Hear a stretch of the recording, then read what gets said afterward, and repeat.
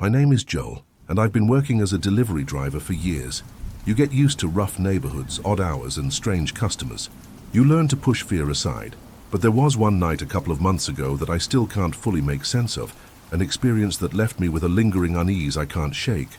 It's a reminder that sometimes you don't have all the answers.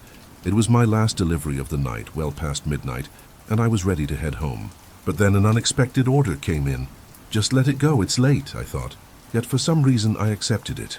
The address was in a neighborhood I wasn't too familiar with, a bit out of the way from my usual routes, an apartment building on a street I rarely passed. When I arrived, my first impression made me uneasy. It was one of those old buildings, the kind that looked like no one cared to maintain it anymore. Everything was dark except for a single flickering yellow light at the entrance. I texted the customer to confirm the apartment number, and they replied almost instantly, "Leave it at the building entrance and let me know when you're done." I didn't think much of it. Some customers preferred no direct contact. I got off my bike, grabbed the food, and walked toward the entrance. The place was eerily quiet. Not a single sound. Just as I was about to leave the order, I got another message. "Not at the entrance. Bring it to the 4th floor at the end of the hallway." I didn't feel like climbing 4 flights of stairs, especially without an elevator. But something made me agree. I figured it might be someone elderly or with mobility issues. As I started climbing, the silence grew heavier with each step. It was strange. Old buildings usually creak with pipes groaning or neighbors making noise, but here, there was nothing. Each floor felt more desolate than the last. When I reached the 4th floor, a dimly lit hallway greeted me. The silence was so absolute that my footsteps seemed to echo loudly. At the end of the hall, I found a slightly open door with a faint light inside, just enough to make out the entrance. I stood there, waiting for the customer to appear, but no one came. I sent another message to let them know I was there, hoping for a response. Nothing. Then I heard a soft voice, almost a whisper, coming from inside the room. It said my name. A chill ran down my spine. I froze, confused. I hadn't mentioned my name in any of the messages. I called out softly, "Excuse me, your food is here." But there was no reply, just silence. The air in the hallway felt icy, and that open door seemed to be waiting for something from me, something that filled me with an irrational fear. I decided to leave the food on the floor and walk away. I set it down and took a step back, but then another message came through. "Come in, please, just for a moment." I don't know why, but something in me wanted to turn around and bolt down the stairs as fast as I could. I'd been in weird situations before, but this was different. There was something about that place that made me deeply uncomfortable. I hesitated for a few seconds, then decided to leave. As I started descending the stairs, I heard footsteps behind me. It was as if someone was following me. I didn't dare look back. I quickened my pace, and the footsteps did too, getting closer and closer. By the time I reached the 1st floor, I was out of breath. But when I finally looked back, there was no one there, just the echo of my own steps. I left the building and felt a momentary relief. I was almost at my bike when a strange sensation made me look up at the 4th floor. There was a figure in the window, tall, with no clear details. I stared for a second, trying to make out their face, but it was like something in the shadows obscured it. Then, slowly, the figure raised a hand and waved at me. It was a slow, unnatural movement, almost like a farewell. I jumped on my bike and took off without thinking, just wanting to get away. But the ride back was just as strange. Even though I was far from the building, I couldn't shake the feeling that something was following me, like it was waiting for the right moment to reappear. When I got back to the restaurant and told my boss what happened, I expected him to laugh it off. Instead, he listened quietly, and when I finished, he looked at me and said in a low voice, "You're not the first one this has happened to." He told me that years ago, a regular customer who lived in that building, an elderly, lonely man, would order the same meal every night. One night, the neighbors heard him screaming, but when the police arrived, he was gone. No one ever saw him again. Since then, delivery drivers who go to that address have reported similar experiences. That night, I quit my job. It wasn't the first strange delivery I'd done, but it was the only one that left me feeling like something had followed me from that building. I've avoided that street ever since, and I don't look up at the 4th floor anymore. Even though months have passed, I still wonder what would have happened if I'd crossed that threshold, if I'd stepped into the 4th floor to face whatever or whoever was waiting.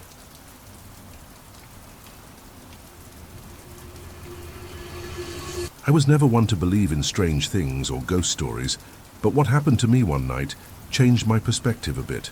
I work as a food delivery rider, and by now, I've got plenty of experience delivering all over the city, to all kinds of people and places. But one night, a delivery left me with a feeling that stuck with me for a long time, like a bad premonition that just wouldn't go away. It was a Tuesday, a normal day. I'd been making deliveries all afternoon and was about to finish my shift. It was around 9:30 p.m. when another order came in.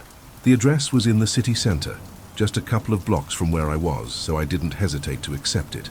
It was a house I didn't remember seeing before, but since it was so close, I figured it wouldn't be a problem. The order was pretty big, enough to make me think someone was hosting a gathering or something. Nothing out of the ordinary. However, there was a note on the order that said, "Leave the food at the door, no one will open it." At first I didn't think much of it. It wouldn't be the first time a customer asked for a no-contact delivery. I got to the place in a few minutes. The street was quiet, and the house, though similar to others in the neighborhood, had a darker, more neglected look, as if it hadn't been maintained in years. It was mostly dark, except for a faint light at the back visible through the gate. I approached the door, left the bags on the ground as instructed, and turned to leave. But just as I did, something made me look back at the house. I don't know if it was curiosity or just a bad feeling, but when I glanced toward the hallway leading to the entrance, I saw a figure standing there, a silhouette of a man.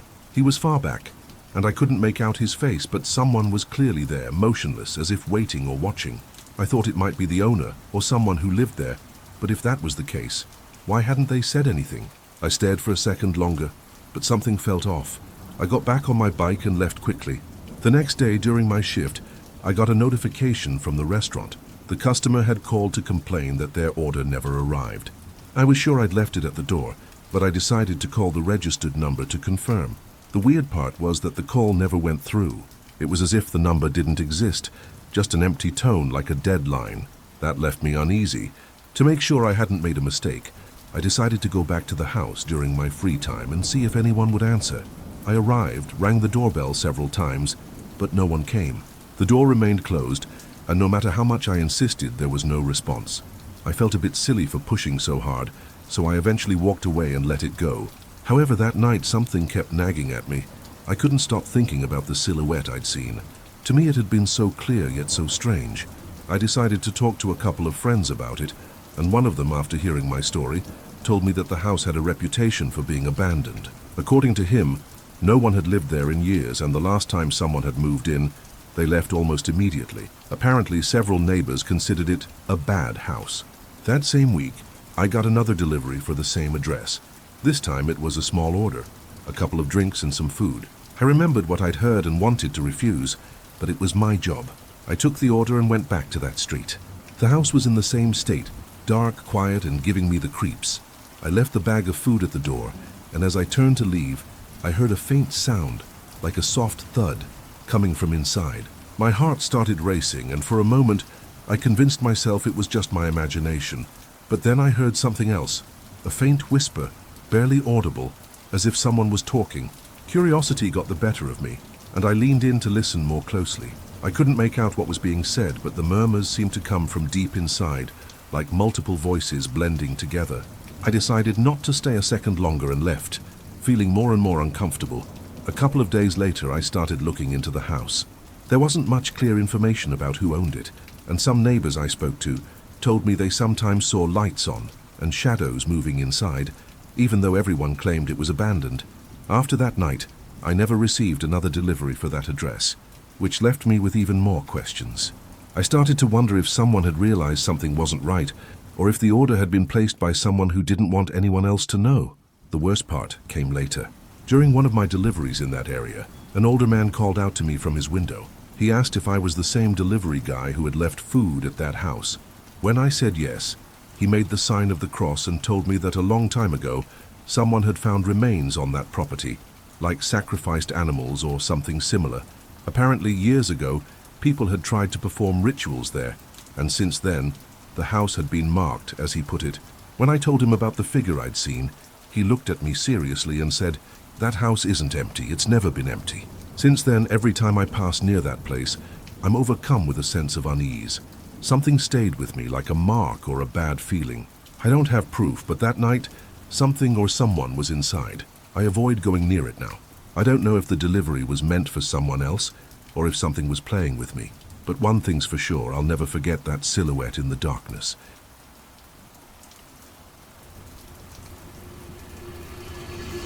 My name is Antonio. Back in the mid-80s, when I was young and had just moved to the city, I got a job as a delivery guy at a pizzeria. It was my first time living far from my hometown, in a bigger place with tangled streets and neighborhoods I was still getting used to. Smartphones and map apps didn't exist back then, so we relied on a paper map my boss had given me and the directions customers wrote down, which usually included some landmark or reference to avoid getting lost. One night around 9 p.m., a customer called to order a pizza and a soda. The delivery was for a somewhat remote area, a place I'd never been to before. My boss didn't seem too happy when he heard the address, but since I was the only one available, he told me to go. "Don't take too long and come back quickly," he said, his tone strange, almost like a warning. I set off on my bike with the order securely packed in my backpack. The trip was taking longer than I expected. It was getting darker and more desolate the farther I went. There weren't many houses around, just empty lots and trees swaying in the wind, with only the occasional streetlight breaking the darkness. I kept checking the map, trying to orient myself, but without clear landmarks I started feeling lost. I stopped several times, trying to match what I saw with the notes on the paper, but nothing made sense. After a couple of wrong turns, I came across a dirt path that seemed to lead to a house. I wasn't sure if I should follow it, but I hoped someone there could give me directions. The house was about 20 meters away, surrounded by tall grass and in terrible condition. The walls were cracked, the windows were either broken or boarded up, and the roof looked like it was halfway caved in. At that point, I realized the customer might have given me the wrong address, or maybe it was just a prank. Just as I was about to turn around, I heard a scream, a loud, clear scream of pure agony coming from inside the house. I froze. The sound was horrifying. I looked around, hoping someone else had heard it too, but there was no one. I was alone in the middle of nowhere, and that house, which had seemed abandoned from a distance, now felt like a place where something very wrong was happening. Part of me wanted to leave, but a mix of curiosity and a sense of duty made me stay. Sometimes you act on impulse, and that's exactly what happened to me. I crouched down and moved closer to a broken window, where I could see a flicker of light inside. When I peeked in, I saw something I never thought I'd witness in my life. Inside the house was a group of people dressed in red robes, standing around a table that looked more like an altar. On it lay a person, completely still. The hooded figures were chanting something, a dark, eerie chorus that sent chills down my spine. It wasn't Spanish or any language I recognized. The words sounded cursed, and the tone was deeply unsettling. The figure on the table had their face covered, and though I couldn't see clearly, I got the impression they were either unconscious or worse, already dead. I was paralyzed, realizing these people weren't there by accident. Everything was set up for what looked like some kind of horrific ritual, the kind of thing I never imagined I'd see in real life. From where I stood, I could see metal objects and knives, along with strange symbols painted on the floor, as if drawn with something dark and dry like dried blood. My hands started shaking, and my breathing quickened. I wanted to run, but something kept me watching. I could barely believe what was happening so close to me. Every second felt more dangerous, and suddenly one of the hooded figures lifted their head and looked straight at the window, straight at me. I saw it clearly. Their face was in shadow, but I noticed the glint of their eyes, and I swear they knew I was there. They stared right at me as if they could feel my fear. Without thinking twice, I bolted. I jumped away from the window, got on my bike, and pedaled as fast as I could, while hearing shouts from the people inside, trying to catch me. The ride back was a nightmare. I pedaled with all my strength, my eyes fixed ahead, too scared to look back. My legs ached, but I didn't stop until I reached the pizzeria. When I walked in, I could barely speak. My words were jumbled, and I was so shaken that my boss came over to calm me down. I told him everything, the screams, the robes, the man on the table, but his reaction wasn't what I expected. Instead of being alarmed or calling the police, he just looked at me silently, as if deciding what to say. Then, without meeting my eyes, he said, "It's better if you don't talk about this, Antonio. Some things are better left alone, or it could go very badly for us." I didn't know how to respond. I stared at him, waiting for an explanation that never came, and in the end I just left. That night I couldn't sleep. The sound of those chants and the screams echoed in my head. I don't know how long I lay there, trying to convince myself it was all just my imagination, but I couldn't. It was real, and the worst part was that my boss seemed to know something about it. The next day I quit. I couldn't go back to that place or ride that bike again. Since then, I've stopped asking questions. I've tried to move on and forget, but some things you just can't forget. Years have passed, but on quiet nights when the silence feels heavy, I remember that gaze from the window. those strange chants, and the face of that man that radiated pure evil. Sometimes I wonder what happened to that place, if anyone else ever saw what I saw, or if that house is still there, hidden, waiting for someone else to feel the same curiosity that led me to peek inside. The city has changed a lot since then, but I'll always be left with the question of what I witnessed that night, and why my boss seemed to know about it too. I never heard from him or the pizzeria again, and to this day I've kept that experience to myself.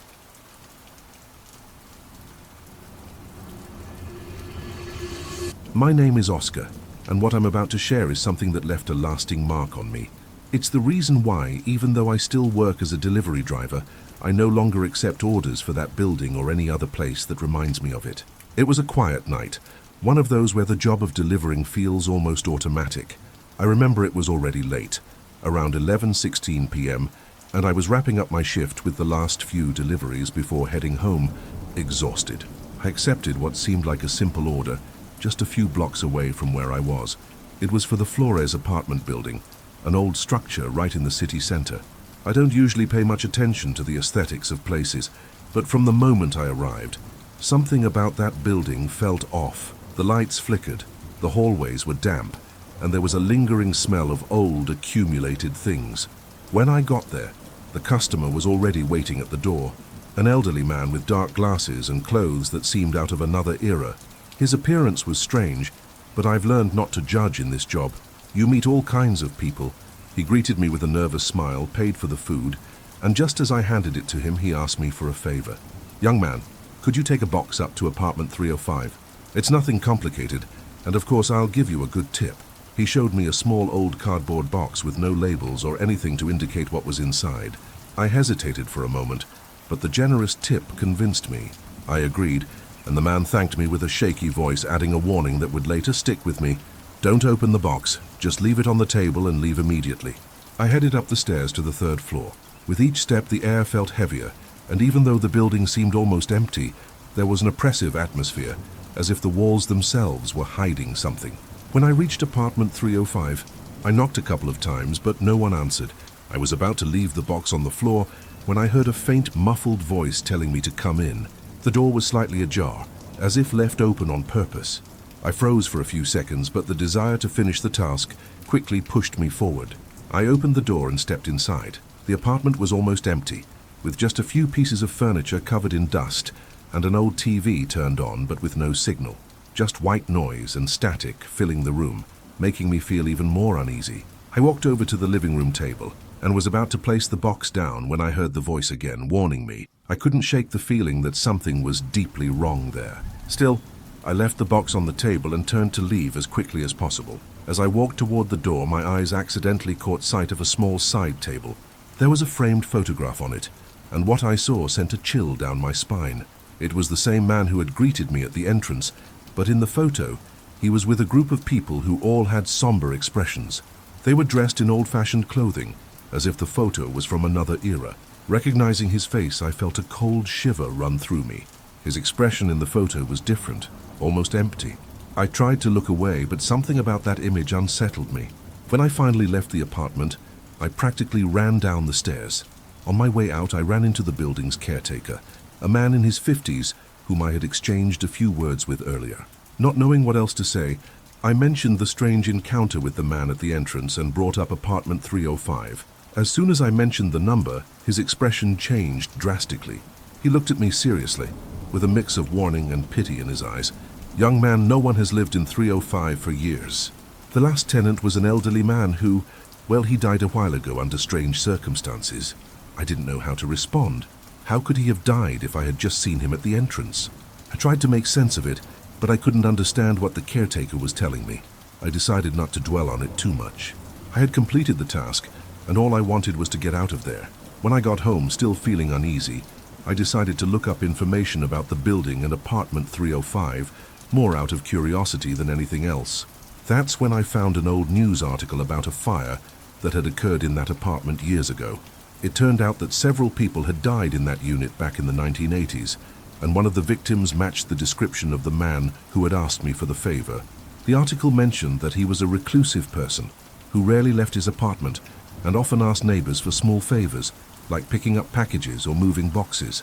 Since that night, every time I think about the Flores building, I feel strange, as if there's still something unresolved there. The box I left on the table, the TV that was on for no reason, and the black and white photograph, it all stayed etched in my mind. I decided never to go back there, but somehow that place still lingers in my thoughts. I don't know if I'll ever stop wondering who that man really was who greeted me that night. And those were today's stories. Did you like any of them? Comment on which one you liked and tell us if you've ever experienced something like this in your life. Don't forget to like, and I hope to see you in the next video, if you have the courage to watch more stories.